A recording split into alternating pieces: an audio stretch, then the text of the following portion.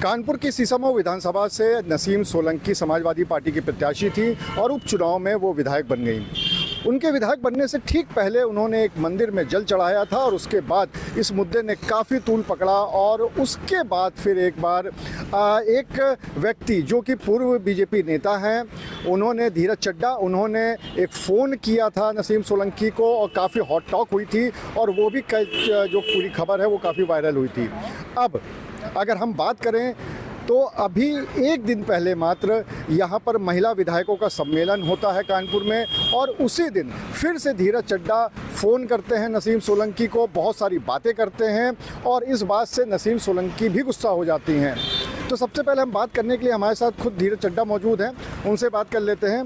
धीरज जी, सबसे पहले तो हम आपसे ये जानना चाहेंगे कि आपको पूर्व भाजपा नेता कहा जाता है, तो एक लाइन में अपना प्रोफाइल सबसे पहले बता दीजिए। धीरज चड्डा, पूर्व प्रवक्ता भारतीय जनता पार्टी। मैं 92 में भारतीय जनता पार्टी का प्रवक्ता रहा हूँ।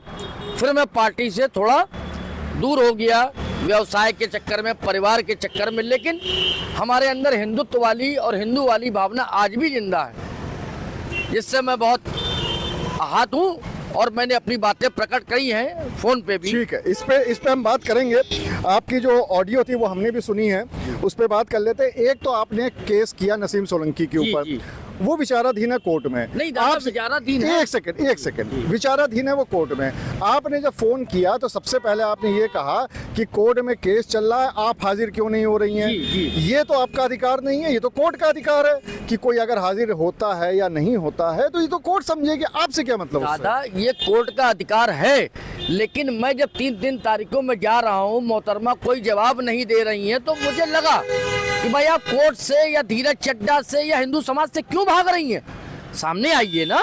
मैंने परिवार दाखिल किया तो आपको उसमें बताना चाहिए, अपनी बात को स्पष्ट करना चाहिए। आप तो आ ही नहीं रही हैं। आप विधायक नहीं, क्या आप महामहिम हो गई हैं?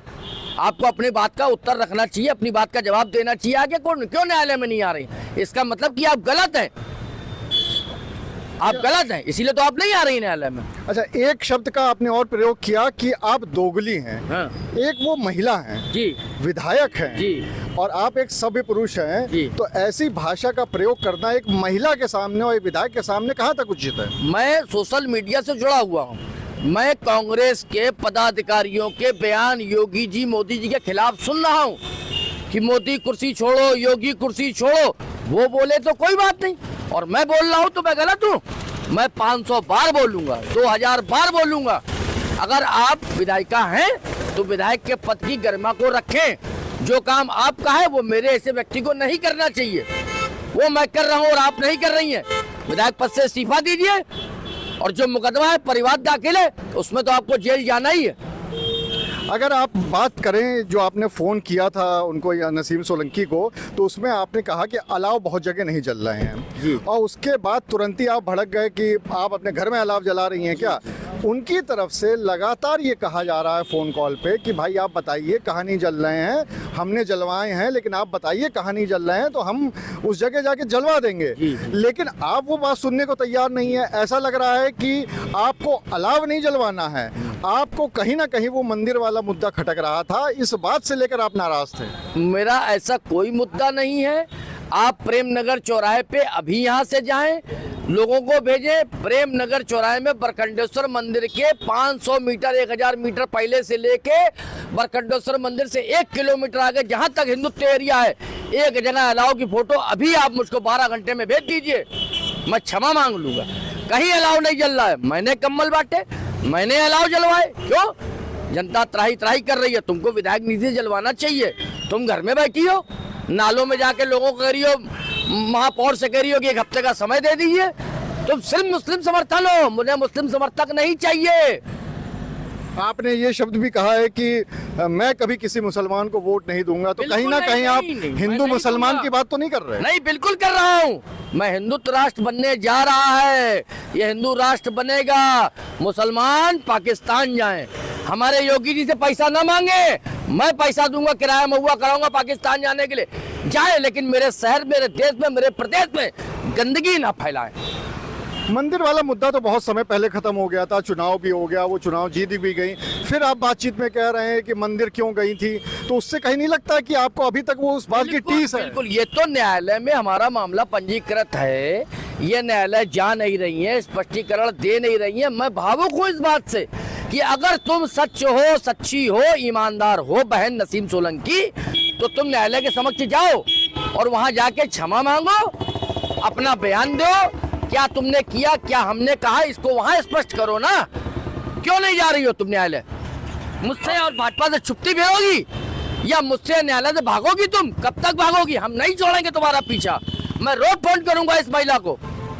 लास्ट में एक हमने शब्द सुना इंडियन, उसके बाद बातचीत खत्म हो गई, उसका क्या मतलब? इंडियन मतलब मैंने उसको हिंदुस्तानी कहा, मैं आज भी उसको अपना हिंदुस्तानी समझता हूँ, लेकिन उस महिला ने हिंदुस्तानी होने की गरिमा नहीं रखी है मेरे भाई, नहीं रखी उसने गरिमा।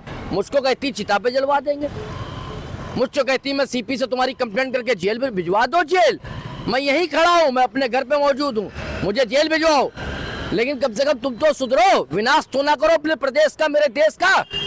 जिस क्षेत्र की तुम विधायिका बनी उस क्षेत्र का नाश और विनाश कर रही हो। मुस्लिम क्षेत्र में अलाव जल रहे हैं, हिंदू टुटुर के मर रहे हैं।